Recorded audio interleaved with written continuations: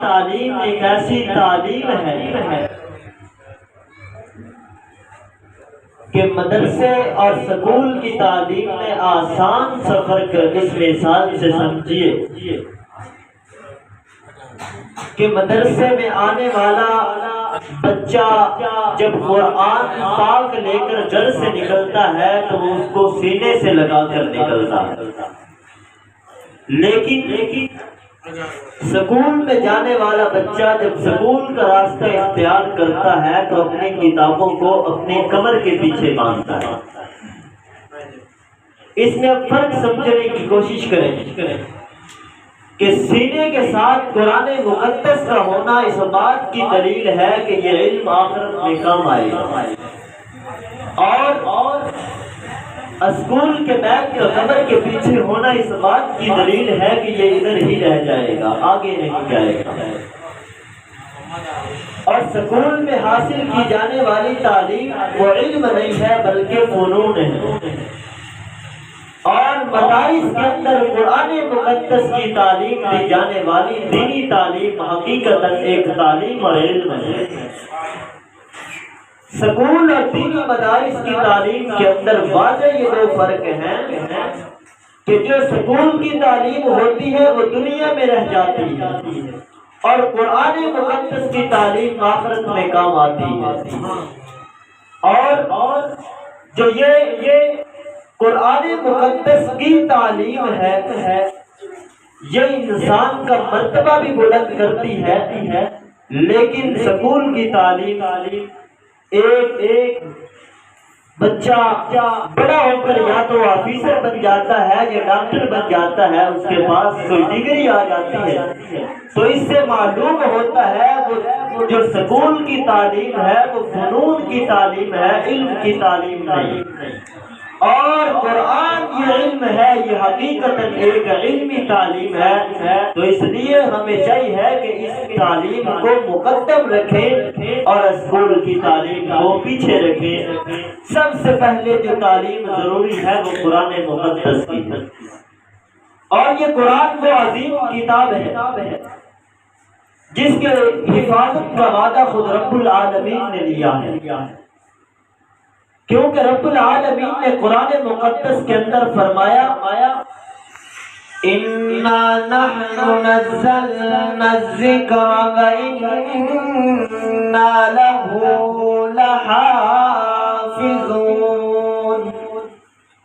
اِنَّا نَحْنُ نَزَّلْنَا الذِّكْرَ، ہم نے اس قرآن مقدس کو اتارا ہے، ہم نے ہی اس ذکر کو اتارا ہے، وَإِنَّا لَهُ لَحَافِظُونَ، اور ہم اس ذکر کی حفاظت کرنے والے ہیں۔ رب العالمین نے قرآن مقدس کو ذکر کہا ہے، اِنَّا نَحْنُ نَزَّلْنَا الذِّكْرَ، قرآن کو ذکر کہا گیا اس لیے کہ قرآن ہے یہ ذکر۔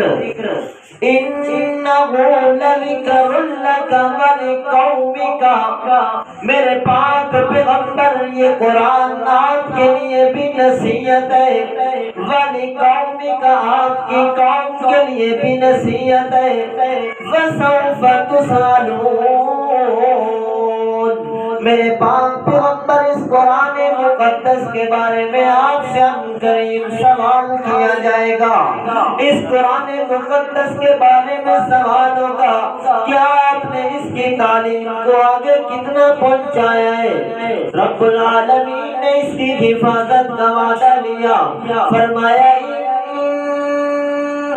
نَحْنُ نَزَّلْنَا الذِّكْرَ، ہم نے اس ذکر کو اتارا ہے، وَإِنَّا لَهُ لَحَافِظُونَ، اور ہم اس ذکر کی حفاظت کرنے والے ہیں۔ رب العالمین نے اس سے قبل آسمان سے کئی کتابیں نازل کی ہیں، تورات کو بھی اتارا ہے، انجیل کو بھی اتارا ہے، زبور کو بھی اتارا ہے۔ اس کے علاوہ تمام انبیاء پر دیگر صحیفے نازل ہوئے، لیکن رب العالمین نے وہ کتابیں و صحیفے اتارتے وقت یہ نہیں فرمایا وَإِنَّا لَهُ لَحَافِظُونَ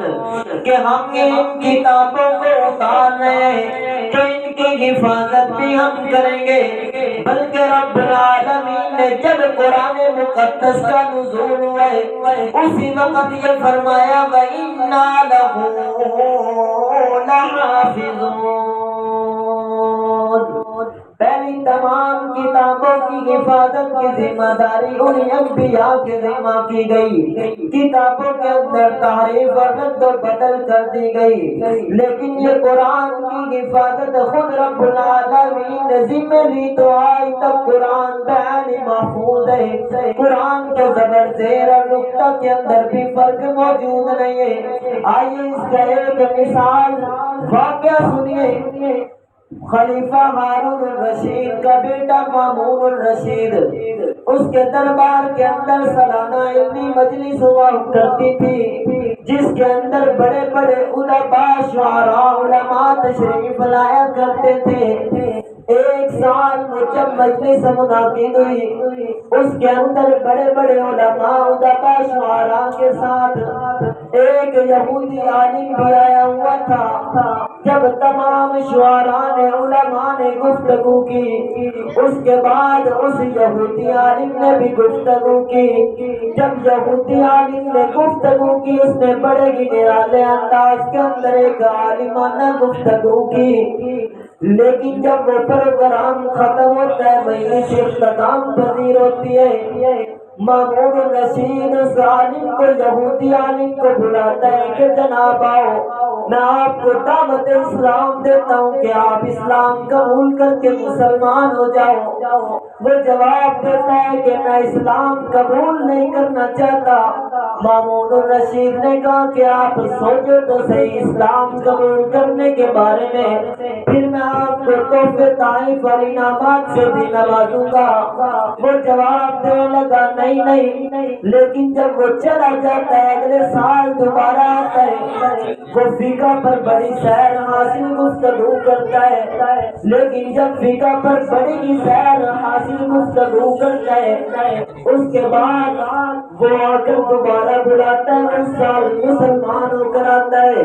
اس کو دوبارہ مامون رشید اپنے دربار میں بلاتا ہے اور پوچھتا ہے کہ جناب آپ اس وقت میں نے کہا تھا کہ آپ مسلمان ہو جاؤ تو آپ مسلمان نہیں ہوئے، اس سال آپ آئے اور مسلمان ہو کر آئے ہو، یہ کیسے ہوا؟ وہ جواب دے لگتا ہے کہ مامون الرشید جب میں یہاں سے نکلا تھا آپ کے پاس سے تو میں نے سوچا تھا، جب میں نکلا میں چلا میں نے سوچا کہ یہ تمام دین ہے، تورات بھی ہے، زبور بھی ہے، انجیل بھی ہے، قرآن مقدس بھی ہے، میں جا کر دیکھتا ہوں کہ ان سب میں سچا دین کون سا ہے، ان سب میں سچی کتاب کون سی ہے؟ وہ کہتا ہے کہ میں جب نکلا میں بڑا ہی اچھا لکھاری تھا، میں نے جا کر تورات کے 3 نسخے تحریر کیے، تورات کے 3 نسخے تحریر کرنے کے بعد ان تورات کے 3 نسخوں کو میں یہودیوں کے عالم کے پاس لے گیا، انہوں نے ان کو بڑی اچھی طریقے سے قبول کر لیا، حالانکہ اس تورات کے اندر میں نے رد و بدل کر دی تھی، ان کے اندر تغیر اور تبدل کر دیا تھا۔ اس کے بعد میں نے انجیل کے 3 نسخے لکھے، جب انجیل کے 3 نسخے لکھے ہیں ان کو میں لے کر بڑی اچھی طریقے سے لکھا، ان کے اندر رد و بدل بھی کر دی۔ میں جب ان کو لے کر یہودیوں کے پاس پہنچا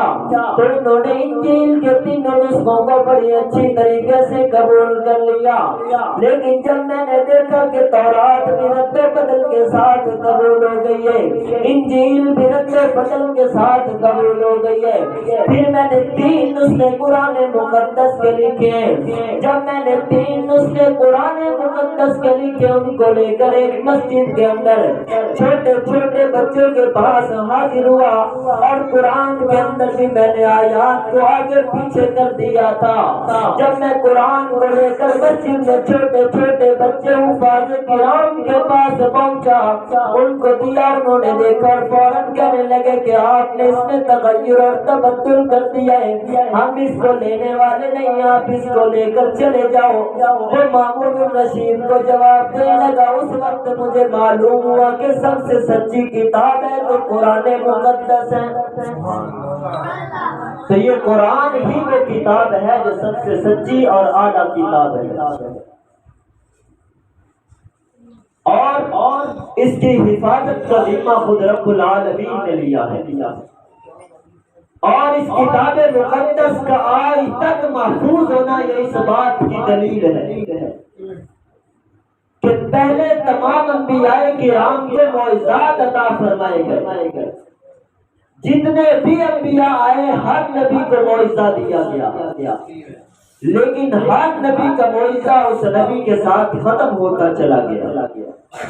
لیکن میرے محمد رسول اللہ صلی اللہ علیہ وسلم کو قرآن والا یہ معجزہ عطا کیا۔ میرے محمد رسول اللہ دنیا سے پردہ فرما گئے، لیکن آج تک یہ قرآن محفوظ ہے، تو اس بات کی دلیل ہے کہ اللہ تعالیٰ نے اس کی حفاظت کا وعدہ لیا تھا، تو اس لیے یہ قرآن محفوظ ہے۔ اور پہلے انبیاء کے معجزات کا ختم ہونا اس لیے کہ وہ عملی معجزے تھے، اور میرے محمد رسول اللہ کا یہ معجزہ قرآن علمی معجزہ ہے، اس وجہ سے آج تک محفوظ ہے۔ اور اسی قرآن کے حفاظت کی وجہ سے رب العالمین نے فرمایا کہ پاک پیغمبر اگر آپ اس قرآن کی حفاظت کریں گے، واللہ یعصمک من الناس، میں آپ کی ذات کو محفوظ و معصوم بنا دوں گا۔ اور پھر وہ موقع آیا، رب العالمین نے فرمایا یا ایھا الرسول بلغ ما انزل الیک من ربک، اے پاک پیغمبر، یا ایھا الرسول، اے میرے پاک رسول، بلغ پہنچا دے، تبلیغ کر، ما انزل الیک، جو آپ پر اتارا گیا ہے، کیا جو قرآن مقدس آپ پر اتارا گیا ہے، من ربک، آپ کے رب کی طرف سے، واللہ یعصمک من الناس، میرے پاک پیغمبر اس قرآن مقدس کو آگے پہنچاؤ گے تو مجھے رب کا یہ وعدہ ہے کہ واللہ یعصمک من الناس، اللہ آپ کو معصوم بنا دے گا، اللہ آپ کی حفاظت کرے گا۔ میرے محمد رسول اللہ کی حفاظت کیسے کی گئی؟ وَهُمْ مِئَةُ رَجُلٍ مِّن صَنَادِيدِ قُرَيْشٍ، قبیلہ قریش کے 100 نوجوان میرے محمد رسول اللہ کے بیعت نبوت کے باہر موجود تھے، تلواریں نیام سے باہر تھی، محمد رسول اللہ کو قتل کرنے کا ارادہ فرما چکے تھے، ارادہ کر چکے تھے، لیکن جب اللہ رب العزت نے فیصلہ اختیار کر لیا تھا کہ آج میں نے اللہ یعصمک من الناس، اپنے پیغمبر کی حفاظت کرنی ہے، اس وقت وہ 100 نوجوان تلواریں نیام سے لے کر باہر کھڑے رہے، لیکن محمد رسول اللہ صلی اللہ علیہ وسلم ان 100 نوجوانوں کے ہاتھوں میں تلواریں ہونے کے باوجود مٹی آنکھوں میں ڈال کر نکل گئے، تو معلوم ہوا کہ اللہ رب العزت نے اپنا یہ وعدہ پورا فرمایا اور پیغمبر کی حفاظت کی، واللہ یعصمک من الناس۔ تو قرآن کو محفوظ کیا، اس کے ساتھ ہی قرآن کی حفاظت ہوئی تو میرے محمد رسول اللہ کو بھی معصوم و محفوظ بنا دیا گیا۔ تو قرآن یہ ایک ایسی کتاب ہے جو ہر انسان کو بلند کر دیتی ہے، اس کے مرتبے کو بڑھا دیتی ہے۔ تو اس لیے ہمیں چاہیے کہ اپنے بچوں کو اس قرآن مقدس کی تعلیم زیادہ سے زیادہ دیں، اور اس تعلیم کے لیے اپنے بچوں کو مدارس میں